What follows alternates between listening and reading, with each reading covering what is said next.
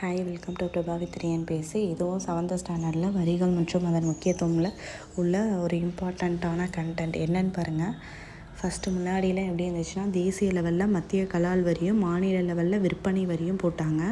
அதுக்கப்புறமா தான் 2003 அதாவது வேட்டுன்னு சொல்கிறோம்ல, மதிப்பு கூட்டப்பட்ட வரிங்கிறத எங்கே அறிமுகப்படுத்துகிறாங்கன்னு கேட்டாங்க அப்படின்னா ஹரியானாவில் 2003.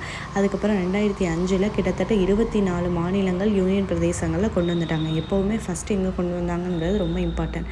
வேட் மதிப்பு கூட்டப்பட்ட வரி 2003 ஹரியானாவில். அடுத்து இதெல்லாம் மாற்றணுங்கிறதுக்காக தான் ஒரு முனை வரியாக நம்ம ஜிஎஸ்டியை கொண்டு வந்திருக்காங்க. 2017 ஜூலை 1 முதல் இந்தியா முழுவதும் செயல்படுத்தப்பட்டுள்ளது.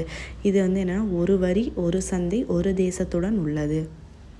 அடுத்து இங்கே பாருங்கள், தூய்மை பாரத வரி இந்திய அரசால் இவ்வரி விதிக்கப்படுகிறது. தூய்மை பாரத வரி எந்த வருஷத்துலேருந்து?